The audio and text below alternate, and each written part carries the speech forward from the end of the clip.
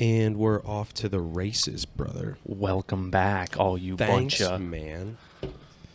of Epstein Island lovers. Yeah, for all of the 40 people that listened to this, the times that we've done it. And I'd like to start off by saying congratulations. Thank you, sir. I You're appreciate welcome. it. For anybody that doesn't know, old Troy Barron Bloodbath here just became an airman. Yes, sir. Yesterday, graduated from BMT, Air Force BMT. 7.5 weeks, man. It was something, dude, I'll tell you. Tell me about it. I'd love to hear all of it. I got some questions. Yeah. So, plane flew to Dallas. From Dallas, we got on another plane, flew to San Antonio. The whole time we were doing stuff from Pittsburgh and everything, the reality never set in. It felt like I was just traveling. Not at any point from Pittsburgh to Dallas or from Dallas to San Antonio did I feel like, oh man, I'm about to go join the ranks of the world's greatest Air Force. You know, it didn't set in. And when we got off the plane at San Antonio, we walked through the airport and we get to the main lobby of the airport, and there are just guys in OCPs just screaming at people. Just right on. Dude, I mean, just get in line, get these papers out, put your bag down to your right foot, stand up straight. What are you doing, fumbling? I mean, just screaming. And as soon as we came around the one corner and I saw it, I mean, my heart was just in my throat. I was like, oh man, my hands started shaking. I started sweating. I was like, oh dude, here, this is it, man. I'm here now. There's no turning back. It wasn't that bad. That part of it, there was just some papers that we had to get out. We had to form lines and sign some stuff and show them our IDs and everything. They put us all on white school buses, and it was about probably a 30-minute ride to the base. And then, I mean, man, when you get off that bus, it is just shock and awe, bro. It is, you are in it, and they just are screaming at you, feet on the yellow footprints, line up, run, hurry up, quit messing around, don't look around, don't talk. They filed us all into the building, the PRC. What does that stand for? I don't know. Okay. People Requisite Center? Yeah, probably. So that sounds right. Personal Receiving Center? We go have any of this stuff with you, take it out, throw it away. Advil, cough drops, any type of medication, anything like that. They're throw it away now. Stand in line. If I ask you a question, you will respond with yes, ma'am, no, ma'am, yes, sir, no, sir. That's it. I don't need to hear anything else from you. And then they filed us all into this big kind of auditorium. Sit down, shut up, pay attention. We on some more stuff. And then we filed out, and they give you a backpack. They tell you to put it on your chest, open it up, and they just start stuffing things into the backpack. And then you get back to your seats, and they go through everything that they just gave you, tell you where to put it in the backpack, how it should be organized, get your flashlight out, put it in your pocket, ECWW. What's some nomenclature? Did they call anything like an ink stick, a moonbeam, No. a bulkhead? No, they didn't say anything like that. Portholes. Get your ECWW out, roll it up, strap it to the side of your backpack. An ECWW is an extreme cold, wet weather coat. Yeah. So roll it up, strap it to the side of your backpack, pull out your fleece, roll it up, strap it to the bottom of your backpack. Yeah, we had to fill some paperwork out. We had to watch some videos.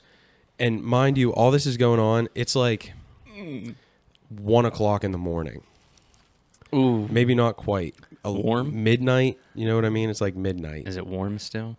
Yeah, it was warm when we got here. So it was probably 40 degrees when we left Pennsylvania. It was cold actually that day. Maybe 38 degrees. It was cold. And we got here and it was 92 degrees. Nice. Here being San Antonio, Texas. Joint base. San Long way Antonio, from home. Lackland. Yes, sir. I've never been to Texas before. Neither have I. And so they're going through all this stuff. We're hungry. We're tired.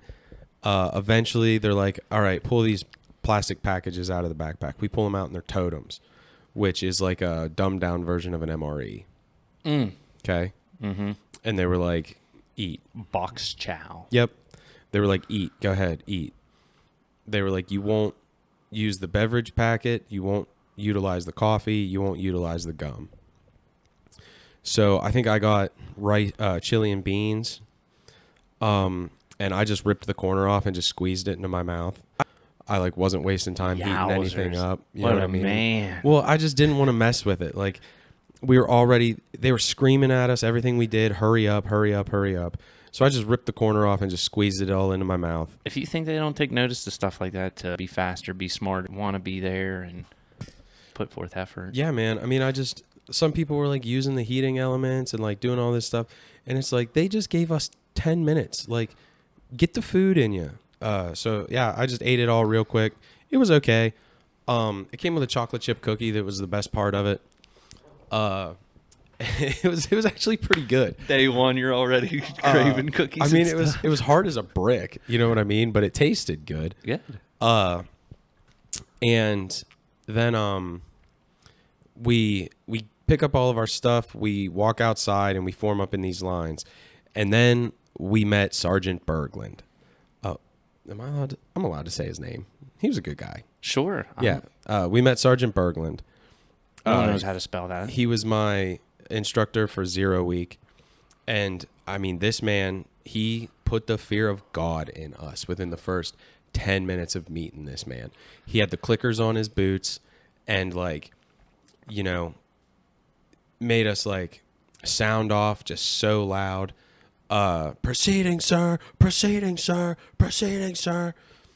First two up, first two down. Like we're in lines of 4 that we call them elements.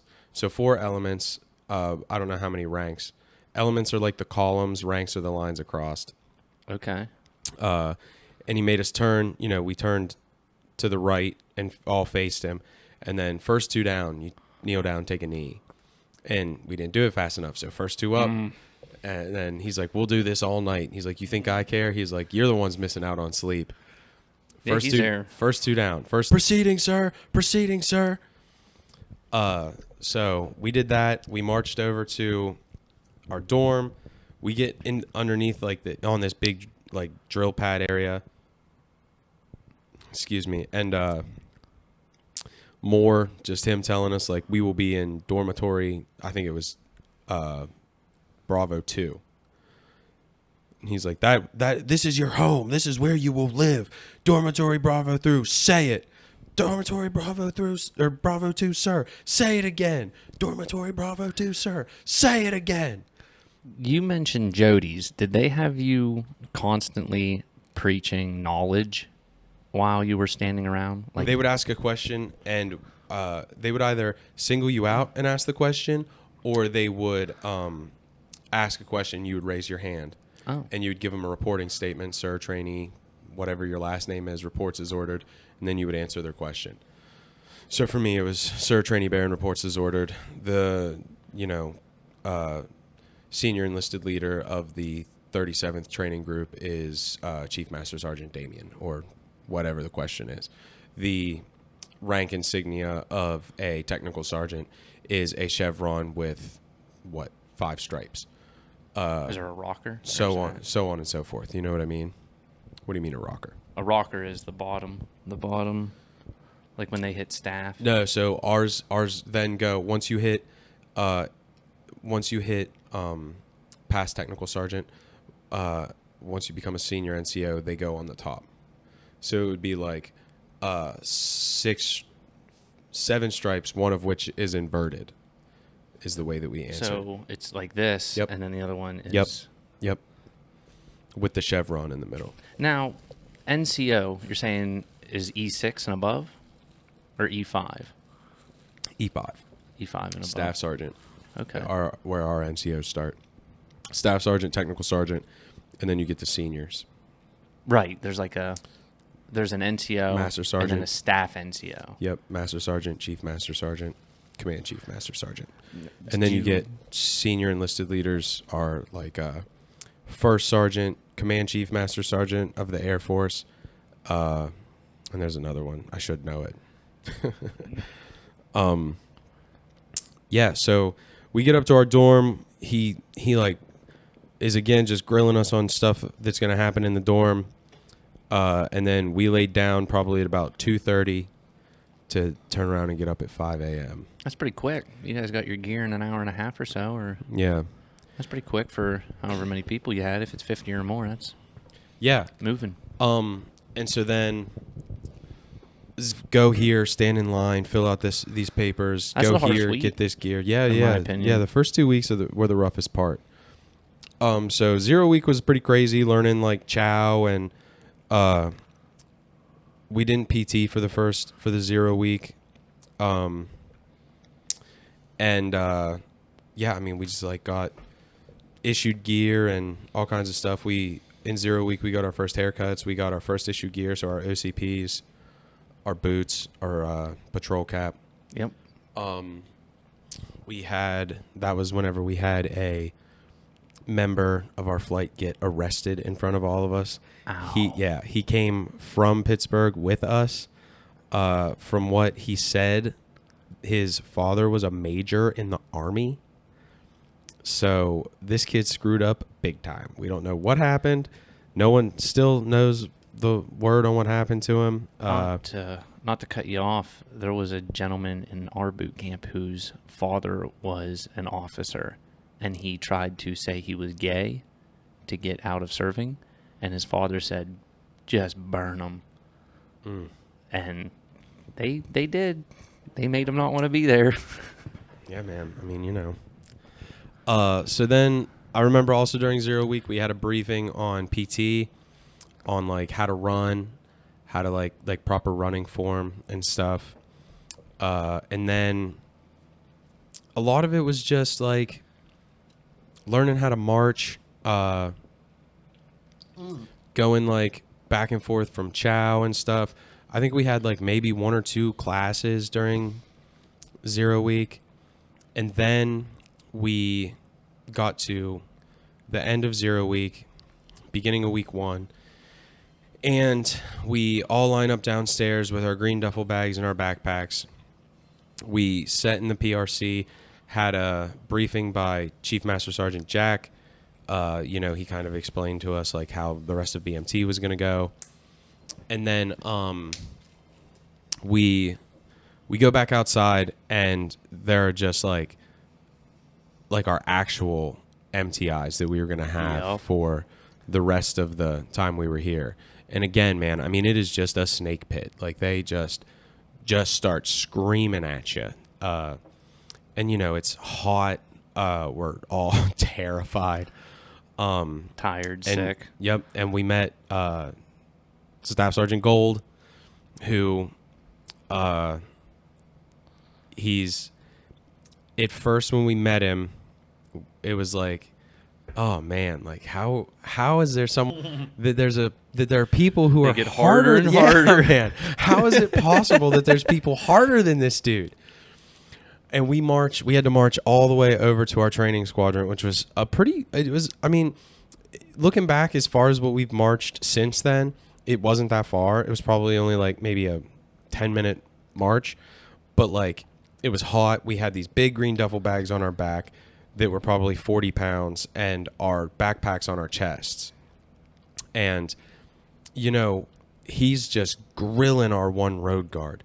Like, he goes, "Road guards to the front," and the one forgot to say "proceeding, sir." He goes, "Oh, no proceeding, sir." "Road guards to the back." Made him run back. Still no proceeding, sir. He goes, "We'll do this all day." "Road guards to the front." Still nothing. He was like, "You're really not going to give me a proceeding, sir." He's like, "Road guards to the back." He called him to the front again. Still nothing. And at this point, one of them's crying. But he told them what to do. Why didn't they just do it? Did they not? Did they have an attitude? Or No, they they just were tired. No, they were just like spacing out. They just weren't Really? sounding off and saying "proceeding, sir" when he was telling them what to do. And at this point, the one of them's crying, and so he kind of was like, "You've wasted enough of my time. We're just going to press." So then we get to the 324th Training Squadron, go Knights, and we get up to our dormitory. if any of my fellow knights ever listen to this. And you know, we find our beds, we unpack all of our stuff, put it all away, chat for lights out. And then week 1, the next day started PT. PT wasn't that bad. Some people couldn't hack it, but I was prepared. Not to like Hell yeah. not to like be like, oh, I'm so PT animal, but like You're in shape. yeah, I'm in shape. Fitness has been a part of my life for a long time. I prepared for BMT, you know what I mean? I knew that there were things I had to do. So like before I came, I was running, I was doing push-ups, I was doing sit-ups. Like I knew what I had to do before I came here. Middle of that week, 84. And then I got I think an 89 on my 3rd week PT test, and on 5th week, the final one, the one that mattered, I got a 94. Hell yeah. That's an A. Yep. An O for outstanding. Nice. Yep. I passed all of my PT tests. Oh my God, are you in shape? I ran my final mile and a half in 11 minutes and 58 seconds. Yeah. Yeah. Yeah, you know what I mean? It's not crazy fast, but it's not slow, you know what I mean? I got it done. Still had the wherewithal to, when I was finished, when I was walking past the instructors, to be like, light work, sir, light work, no reaction, sir. So yeah, and then week 0 to 2 is like hard to remember everything that happened. There were classes and a lot of drill, a lot of classes. Week 2, I think it was. Week 2 or 3, one of those weeks, was just all mandatory classes. History. So we'd wake up in the morning and we'd PT, and then after that we'd go back, eat, shower, change, dust downs, details. And if anybody's listening to this and they don't know what I mean when I say dust downs, details. Dust downs, in the morning when you wake up, you get dressed, you do your hygiene, so you shave your face, brush your teeth, and then you get ready for dust downs. You put your boots, shoes, and weapons cases up on your bed.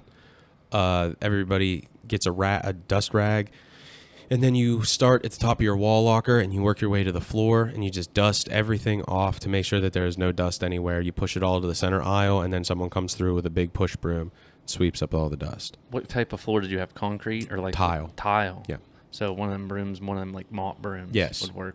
That's exactly what we used. Yeah. And then details are like deep cleaning everything. There's a latrine crew. There is a hallway crew. There is a shoe aligner, a bed aligner, a stairwell crew. I was part of the day room crew, so it was day room was clean. Chairs off. Dust the wall. There's a wall locker in there. Dust it off. Dust the desk. Clean the whiteboard. Make sure that there's no dust on the tray. No dust on top of the whiteboard. Make sure there's no dust on the windowsills. The windowsills, bro. Like, it was like they were a dust magnet. We would dust them off. 5 people would go through and all hit the windowsills. And then we would fail our MTIRs, which I think stands for military training, inspection readiness or something like that.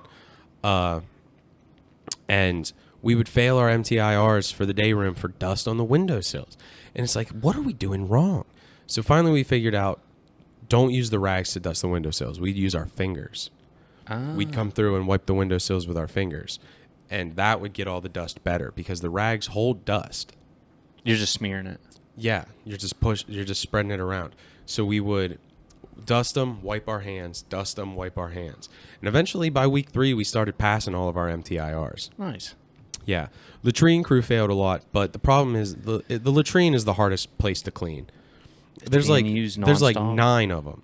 Yeah, and that's the thing. You got 50 guys all using one latrine. We've got like 8 stalls, like 8 toilets, 3 urinals, and for the first like 2.5, 3 weeks, our urinals didn't work. So everybody's just pissing and shitting in the same 8 toilets. We eventually learned that like after you wash your hands, brush your teeth, shave your face, do all that stuff in the sink, wipe the sink down yourself. Make it easier on the latrine crew. Really? Grab the paper towels that you use to dry your hands off. Wipe the sink down. Wipe the little ledge in front of the mirrors where you sit, like your toothbrush, your shaving cream, all that stuff. It's like a little ledge, wipe that off when you're done. Wipe the mirror off when you're done. Help them out a little bit. So that way they're not failing their MTIRs, because too many demerits is a fail, too many fails, and you get a U for the week of training. U means unsatisfactory. Yeah, you don't want that. No, we weren't going to risk it. So we eventually, by week 3, you kind of get it. There were a lot of bed drills in them first 3 weeks where, like, especially like in the mornings, we had this one. Every dormitory is assigned 2 MTIs, military training instructors. We only had one constant one, Staff Sergeant Gold. Also, I had said, at the beginning when we met him, it's like, how is there a person harder than Sergeant Berglund? But then you kind of once you start to get better at stuff, you start to see their real colors. They kind of lay off. By week 3, they back off because you're getting better at everything. And, Sergeant Gold, I'm so happy that he was the instructor that we had. He's a great guy. If he ever listens to this, you were the best, man. You taught us a lot. You were real with us. You were hard on us when you had to be, but you were like human with us whenever you could be. And it really came through. I wouldn't have wanted a different instructor. But he was the only one who was constant with us the whole time. We had a rotating door for the rest of them. We'd have one for a week, and then they would leave. We'd have another one for a week, and then they would leave. That's tough. It was tough. But one of the other ones that we got, his name was dude, and I mean, he was a hard ass, bro. He was hilarious, but like he was a hard ass. Every morning when he would come into the dormitory, he would be like, "Y'all know what time it is? Strip the bed, 60 seconds." And like he would make us strip them down to the mattresses, dude. Mm-hmm. Like sometimes they would make you just strip them down to mattress covers. We were ripping them mattress covers off, dude. Sometimes they throw the mattresses off the spring. Sometimes they take the beds apart and throw them in the center of the aisle. We never had that. Oh. No, we never had that. But, to Sergeant Burr's credit, by the end of the week, we were quick as shit at making beds. Hell yeah. I can make a mean hospital corner. Yeah, with the I sure can. The 45-degree angle. Nice. And so one of the big differences from the first training squadron that we were at that everybody calls Disneyland to the one that I ended up in, which everybody refers to as Alcatraz. So the beds that we had underneath them were springs, and you could see the mattress and the mattress cover. So when you tuck your blankets and stuff in, you could go underneath the bed and grab the blankets and pull them real tight to make everything real crispy. And on the other beds, you can't do that. On the ones that are in the newer facility, you can't do that. It's a flat piece of metal that the mattress sits on. So it was actually easier to make beds where we ended up.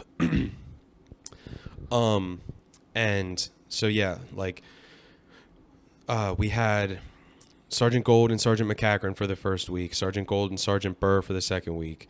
And then by third week, I think that was when it was, I have them all written down somewhere. But we just kept getting new MTIs. And week 3, you have another PT test, more classes, you get your other haircut, you get your second haircut, and then I think week 4 was Seaburn, which is the gas chamber. Oh yeah. And Passing the gas chamber gas. was something. The gas chamber was something, man. Like we hold on. Go ahead. You're good, bro. Yeah, you're good. Let me get a beer. Yeah. Do you want a beer, Joe? I paused it. You're good, bro. I gotta eat the channel. Oh no, I was gonna say, are you guys all done? I'm about to get blown up for a third time. Yeah, bro, go for it. I got this messing up. Oh well. Yeah, no, it doesn't matter. Yeah, so week 4 was Seaburn, which was the gas chamber. And it was actually like more fun than I thought it was gonna be. Yeah. We go, you learn about mop gear. They teach you how to put the mop gear on, teach you how to work a gas mask.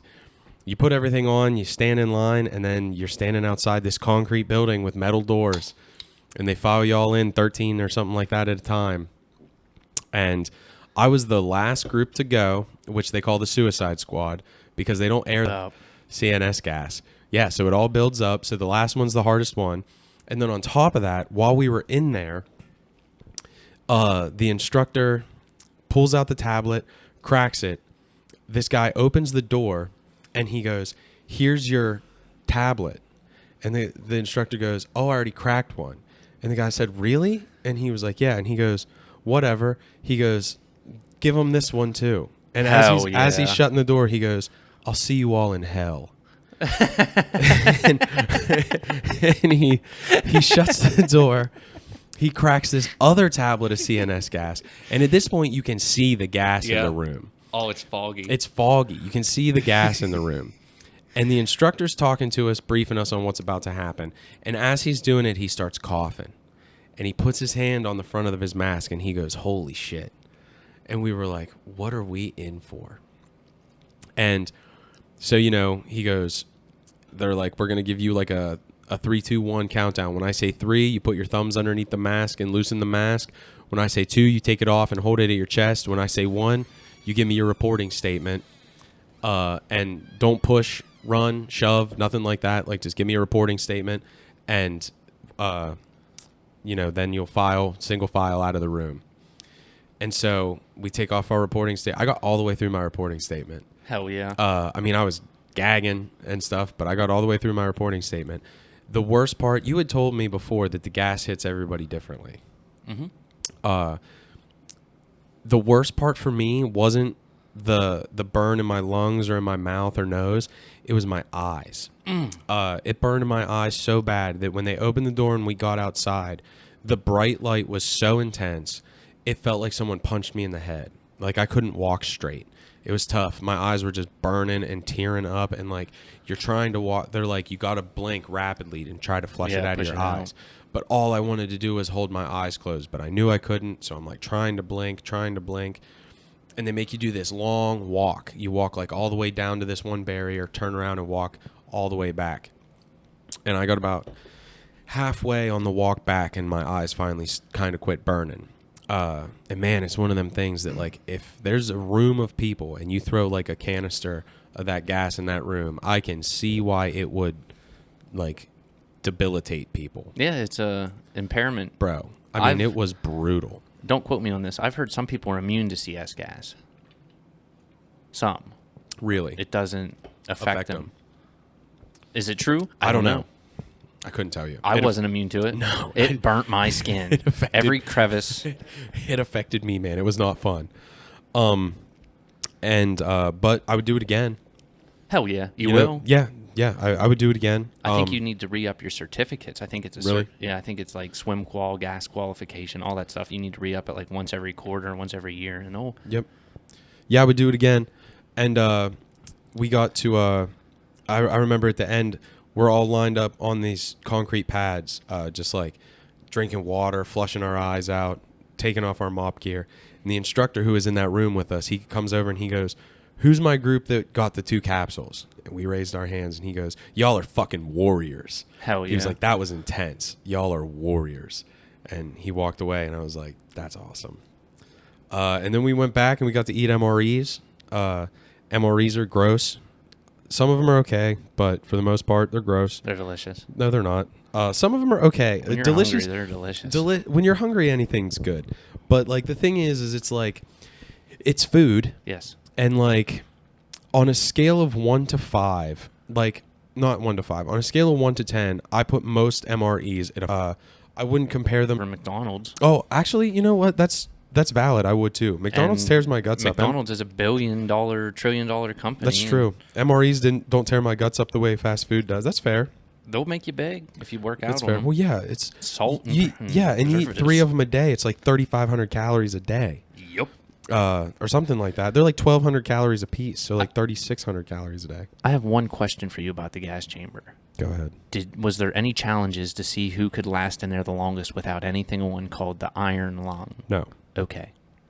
No. Air Force, not Marines, brother. Bummer. Yeah. You guys will and always will be harder than the Air Force.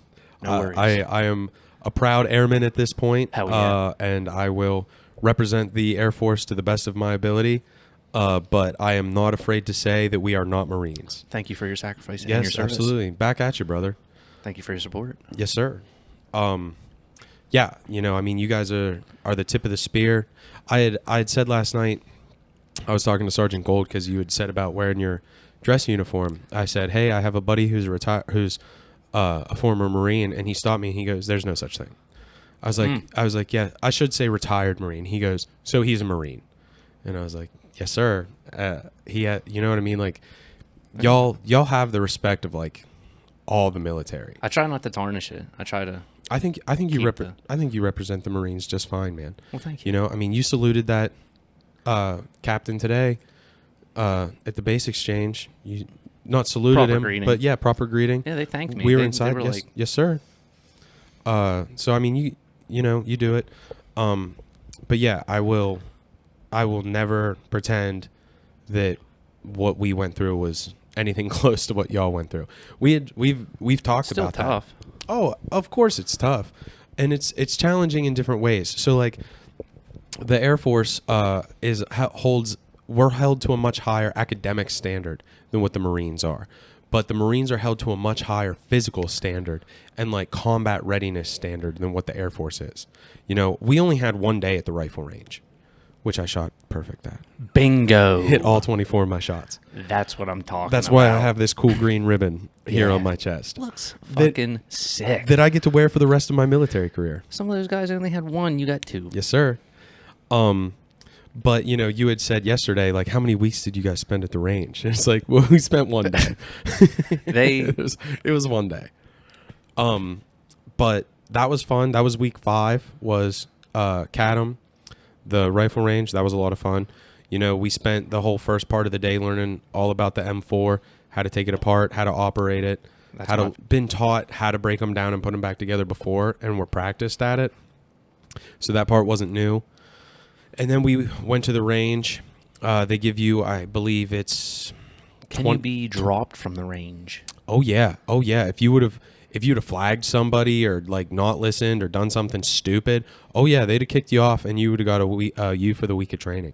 Possible recycle depending on if you flag people. That's a big deal. Yeah. You know what I mean? If you fire without being told, like all kinds of stuff. That's a negligent discharge. If your gun jams and you like Tap, rack, bang. turn with it to be like, my gun jam, like, You got to fix it yourself. yep, anything like that. Like you gotta gotta take that magazine out. You got to rack the bolt back. Yep. Put Or if you don't know what you're doing, lay there and raise your hand. That's true. You know what I mean? Let That's an my instructor come over and fix it for you. But yeah, I did. I think it's like you get like, I think it was 12 or 24 practice shots. I saw. You said you didn't need them.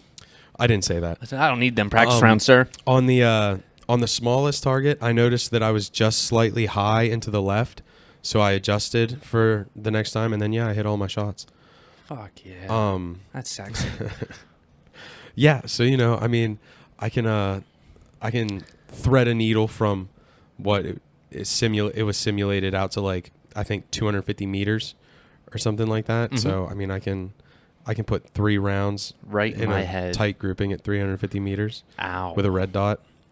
And then after that, week 6 was Pacer Forge, which was also a lot of fun. Simulated deployment. It was 110 degrees for 3 days straight because there was a big. You don't actually. Really? You sweat it all out, man. I think in those 3 days, I maybe took a piss like 5 times. You sweat so much. Like, you're just sweating out all the water that you drink. We're like eating the salt packets in the MREs, just pouring. I poured them in my mouth. Other people were salting their food, but I just poured them in my mouth. And yeah, man, they told you to do that. They were like, utilize the salt in your MREs, drink water. They put these pieces of tape on our camelbacks. And they were like, every time you drink that water bladder, you put a mark on there. And this way, if you fall out due to a heat-related sickness, we will check those marks. And if you are not following the hydration schedule, you will get a U for the week of training and a possible recycle for failing to follow simple directions. So I just made sure to just drink the shit out of a bunch of water, man. It's good. Hydrate or die. Yep. Yes, sir. Especially when it's 110 degrees outside. Dry Texas heat. You know what I mean? Animal. It just saps the water out of you, dude. I had Aquaphor with me. I was just putting it on my lips because my lips were getting chapped because of how hot it was. I wore the same pair of OCPs for the first 2 days, and they were just disgusting. Yummy. We slept in our OCPs because, like, at any point in time in the middle of the night, there could be simulated attacks that you'd have to hurry up and get dressed for and, like, get out of the tent and get down into the shelter. So I wasn't risking. I slept with my boots on and slept in my OCPs. The tents were actually really nice. They were air conditioned, which is crazy. None of us expected that. We slept on these cots that were actually pretty comfortable. And, you know, here's like, the Air Force just really takes care of their airmen. They should. You know, they're investing in us. Yeah. And so they just took really good care of us, even while we were out there in, like, kind of dangerous heat conditions. Under black flag conditions, we were only allowed to be out in the sun for so long before we had to go into the air-conditioned tents and chill out and cool down and hydrate. And you had to spend, like, a mandatory amount of time in those tents once you were outside in the sun for so long. Which sounds, to someone who doesn't understand, it sounds like we're sissies. But again, like, they just want to take care of you. They don't want a bunch of people dropping out due to heat stroke because it's 110 degrees outside and you're just sitting in the sun because there's no shade. Surrounded by desert plants, you know what I mean? There is no sun, no trees. No. Like, it's just micro terrain. That's about it. Just the sun beating down on you. We were eating our MREs. The tents had these, like, flaps over them, and what we would do is we would crawl underneath the flaps and sit behind them, leaning up against the tents with these flaps in front of us to get out of the sun while we were eating because it was just so hot. And yeah, Pacer Forge was a lot of fun. I got elected to be a TDL, Tactical Deployment Leader. And the one mission that I got to go on, because the thing about, like, the TDCs and the TDLs, TDC is Tactical Deployment Chief. The thing about them is, so the TDCs kind of figure out what needs to be done. They give the information to the TDLs, and then the TDLs delegate tasks to everyone in your team. So the majority of the time we were in the shelter, and for the first day, I didn't know that I was allowed to do other stuff. And, like, at one point, these people in one of the overwatches were like, hey, we need relief. And I was like, all right, I'm going to try to find you relief. And one of the instructors are called Cadre at Pacer Forge. He goes, relieve them. And I said, sir, I'm a TDL. Am I allowed to do that? And he goes, you can do anything here.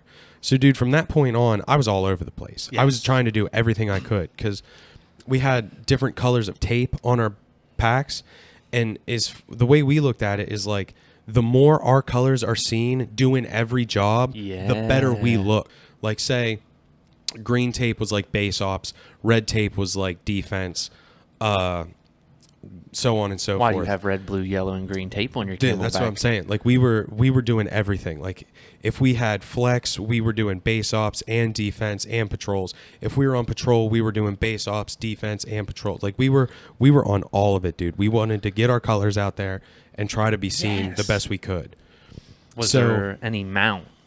No. Urban terrain warfare? None of that? It was all open? Yeah. Not open, but, you know. So it was like this big circle of all these tents. There were like 8 tents. One big hard structure in the middle beside a tower. The tower's where the cadre hung out. And it, like, I think there were 12 different posts around the perimeter of this base. And we had to man those posts, 2 people to a post at all times. And then there was an entry point, 4 people at the entry point. And they gave us, like, a briefing when we got there of, like, how it's supposed to, like, kind of like a simulated whatever, Yeah. like role playing almost. And they were like, you're on this island for a humanitarian purpose. There are civilians that are going to come and ask you for like food, water, shelter. You can provide them with what they're asking for. Kind of. It depends on like the situation.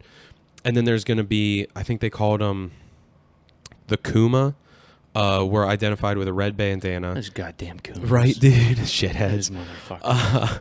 They were identified with red bandanas, and they were like a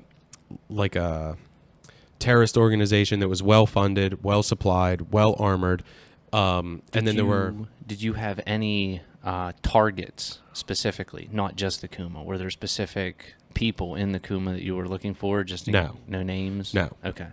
And then there were yellow bandana guys that were called like KRT or something like that. And they were kind of just like a ragtag group of like extremists that like weren't as well funded, weren't as well organized, but were like really like, how do I describe it? Like a hair trigger, like really like frisky and like cheeky. Yeah. And like unpredictable. Like sometimes they would just come up in side by sides and just come like right up to the base and just sit there and like cuss you out and like be like, give me some food and I'll go away. Just give me some food. That's all I'm asking for, some food, and I'll go away. And you'd be like, well, sir, I can't provide you with food for no reason. Like, why do you need food? And they'd be like, I don't need to talk to you. Give me food or I'm just going to make your day tough. And then, That's terrorizing. Right. And weaponizing incompetence. Right. So, and then the civilians were obviously dressed in civilian clothes with no bandanas. They would come up and be like, hey, I need food or water or whatever it is. And if you were a shithead to them, they would be like, well, I'm going to go join the Kuma. And so then by the end of the day, you could go from having like 8 people as Kuma to like being overrun. 16, 20 of them. Exactly. If you didn't handle the situation properly. But so when I found out that the TDLs could do anything, I was like, well, I want to go on one of these missions because there were like mock missions and stuff. I was like, I want to go on one of these missions. So I got to lead a team on a mission. We had to cross an obstacle. Our mission was we had to go get an airman who was down. And there was an obstacle in our way. When we got there, it was like this bridge that we had to build using boards. You had 20 minutes to complete it, and you had to like line boards up and then stack boards across in order to walk across. And the cadre said that we were the only team he's seen complete the obstacle. I did have one cool idea. I will admit that there was one point in time where like one of the boards wasn't fitting properly, and one of the members of my team was like, switch these 2 boards. And a couple of us were like, it doesn't matter, right? Like that's the boards are all the same right? width. The boards are all the same. That doesn't matter. And we couldn't get it to work. And this person kept saying like, hey, switch these boards. And we were like, all right, fine, we'll switch the boards. We switched them and it fit. And we were like, holy cow, like they're not all the same size. And we lost points for that because we didn't listen to this person right away. I apologize to this person profusely, and I know that they still have a chip on their shoulder about it, but whatever. What are you going to do? But we still completed it. And again, we were one of the only ones to complete it. And so then we had to like walk in like a defensive formation. So like 3 in the front, columns, and then front security, columns, rear security. And we went and found like where this downed airman was. Your patrol patterns. In air quotes. Yeah, patrol patterns, exactly. They had to put a tourniquet on, and missing an arm that they had to put a tourniquet on.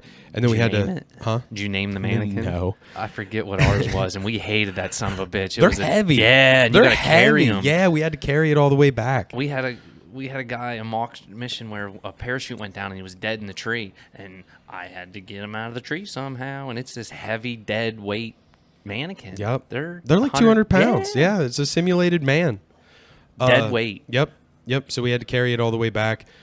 I tried my best to make sure that whoever was carrying it, they only did it for about 5 minutes at a time before they handed it off to someone else. Drag that motherfucker. We weren't allowed to drag them. And so yeah, it was like 5 Cut it up and everybody gets a piece. There you go. It was like 5 minutes on, and then I made sure that people were switching because it was hot, and it's like, hey man, you're gonna drop from heat exhaustion if you keep if you carry that thing the whole time, because it was probably a good 2 miles that we had to walk there and back. Mission passed plus respect. Our whole flight was like mostly in charge of triage. So like whenever the base would get attacked and casualties would happen, people would get injured, it was our job to treat the injuries. Like my flight, not the team that I was in charge of, like but our whole flight was mostly in charge of triage. We did a really good job, but we still only got 9th overall at Pacer Forge. But whatever, it is what it is. What was everybody else doing? Right. Well, it's out of all the week groups. So there were 14 flights that we graduated this week. So it wasn't just out of our squadron. It was out of like the entire base week groups that were graduating. The time went so there was nothing left to do. You know, we had our week 5 was real crazy. We had all of our like end of course stuff. So like week 5, we had our final PT test. We had our RLAs, which is residential living area. Which is like making sure your wall locker's in order, making sure your uniforms are in order, no like strings hanging off of them, no lint, exactly, the inspections, all that stuff. And then we had our end of course test, our EOC, which was 100 questions, just kind of over everything we learned at BMT while we were here. What else did we have? We had like a bunch of progress checks during week 5. So week 5 flew by. Week 6 was Pacer Forge. It flew by. And then, yeah, man, Monday when we woke up, no PT. We did some other stuff. Tuesday was a road run. And then yesterday was graduation, man. Ceremony was excellent. Yep, thank you. Graduation, the coin ceremony was excellent. I held up my wrong hand for the coin. Oh. Nervous you get, like, we'd practice so many times, but man, like it's weird how nervous you get for no reason. Like you're graduating, you should be ecstatic, but you don't want to mess it up, and I messed it up. But Sergeant Gold was super cool about it. He just stone faced, his expression didn't change. Just waited for you to switch hands? Nope, he said it under his breath. He goes, other hand. And I just popped my other hand up real quick. He never even said anything to me about it. That's professional. He is. He's very professional. I got a real tough picture with him. Yes. Yeah. May post I will always. Oh yeah, I'll post it eventually. Well, on the channel, the YouTube channel. Yeah, put it in. Send it to me. I'll always treasure that picture. It's a tough picture, man. It is, man. It is. It's a tough picture. Yeah, and then today was parade, which I hope we looked clean out there. I hope like all of us. All the legs. Snapping our heads, snapping to attention, snapping to parade rest. Because that's what they preach, like, it's about snap. You know, like, make everything quick, tight, snappy. Yep. So it was sick. I hope that it was good. And then, yeah, yesterday and today I got to hang out with you and my family, my brothers, my mom. My sister couldn't come, and Cheryl couldn't come, but it is what it is. You know, everybody's got a life to live. Yeah. But, yeah, I got to hang out with you guys. A lot of fun. We got to eat a lot of good food and kind of just chill out, you know. I mean, it's like one of the first times that I've had really an opportunity to just like since, you know what I mean? You'll be running again. There's been a couple times. That's one thing that I liked about Sundays, because we didn't have MTIs on Sundays. Where'd they go? Home. Oh, wow. To be with their families and stuff. They need a break too. Yes, sir. So yeah, you know, Sundays we always look forward to them because like we still had things that we had to do and had to get done. We still had to clean the dorms and make sure that we got from place to place on time and do everything. But like, there's no one screaming at you to get it done. And like, it's kind of on us to make sure that we get it done. And if you don't, that next Monday is gonna be hell. You get your fucking shit pushed in. Yeah, man. But Sundays were always cool because like, I'm not super religious, but going to Bible study was nice because it was like a calm environment. There's just someone up there not preaching, but like giving like a lesson about the Bible and kind of breaking it down and what it means and like the philosophical aspects of it. And then you go to service and I'm not a contemporary Protestant either. I was brought up Lutheran, but the contemporary Protestant service was really nice. There was music, like live music. There was a band. everybody's such a different environment from what your whole week is, compared to like this one day where it's just like, oh man, you mean like I get to just like be human for like a couple hours for today? It's really nice. Sundays are like the days that we mostly wrote letters. So anybody who wrote to me, I apologize if like it felt like it took forever, but there were only so many opportunities that we had to actually like get the time to write and then like fill out our envelopes and send mail. Yeah, man, it was quite the experience. And now when we get back tonight, anybody wants to reach me while I'm at tech school, I'll have my phone, so it'll be normal. I can't use my phone during duty hours, so Nope. from 9 to 4:30, I believe, 09 to 1600, I can't use my phone. 16:30. But after that, you know, it's just like Free as a bird. yep, just normal life kind of. Yeah, I go to Shepherd, which is like a nice leisurely 8-hour bus ride. No but- headphones. Yeah, I have headphones. Oh, you got headphones? Yeah. That'll be good. Yeah, it'll be nice. It's like because yeah, it'll just be us goons on the bus, just kind of joking and smoking and messing around on our phones and drinking energy drinks. Yeah. You know, they don't care. So yeah, man. And I spend 39 days at tech school, but it's academic days. Yeah, so it'll be like So, like, 60. Because yeah. you'll have weekends. Yep. And it'll only be So 4 like days. so like 2 months or something like that.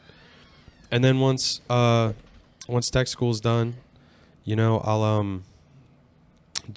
I'll probably burn all my leave. Might as So, well. Yep. So Learned it. anybody who wants to hang out with me, you know, I'll let everybody know when I'm coming home. Yeah, it should be a good time. My job sounds cool. Heavy integrated avionics. I get to work on C-130s and C-5s and C-13s. And I'm pretty sure that I'll get like just during like the education for my job, I'm pretty sure I'll get some like college credits towards like an electrical degree. Yeah. So like actually getting some type of a degree while I'm in, further my education. Who knows, maybe I'll A gynecologist. Gynecology is already a hobby of mine. Yeah. Well, I'm a pussy number. Num num num num num num. That's funny. That's what I did in the Marine Corps. I numbed the pussies. Did you? Yeah. They yeah. said they told me boys have pussies too. Yeah. I didn't believe them until they showed me. Yeah, back pussies. Yeah, it's in the back. It is. And I had to numb that too. Loved every minute of it. That's funny. Yeah, because you know, if I get you get degrees, I mean, I could eventually switch to like officer if Yeah. I want to. That's tough stuff. Officer candidate school, officer training school. Yeah, I don't know. I Pretty don't know if brutal. I'll. Who's to Not that say you how can't. who's to say how the future is going to go? You know, I don't know if I actually would want to be an officer. It would be cool if in my 6 years, if I could make it close to staff sergeant. But I think I would. I think I would always stay enlisted. The That's Air where Force. it's at. I agree. The Air Force brought back warrant officers. Too much stress, too much responsibility as an officer. Well, so here's my thing. Once you get to a certain point, it becomes less about your actual job and more about like the administrative aspect of it, or like the supervised. Yeah, and you start delegating things to people, and you start like becoming in charge of people, managerial and stuff. And I'm much more of like a hands-on guy. Like I would rather be on the flight line doing my job and just becoming like better and better at my job. Not to say officers aren't hands-on; they're totally Oh, hands-on. right, It's just- right. This is nothing against officers. No, it's I just don't think I just don't know right now if it's for me. It's a whole nother beast. I agree. So, But let's call it. I thank you for your service and sacrifice once again. There, oh yeah, friend. absolutely. Right air. I don't know what that means. Right air. Uh-oh. Yeah, hopefully that's not a big deal. Right air. Yeah, it's the first time I've ever seen that. Well, looks like we're gonna have to record again. Uh, It's not the plug-in.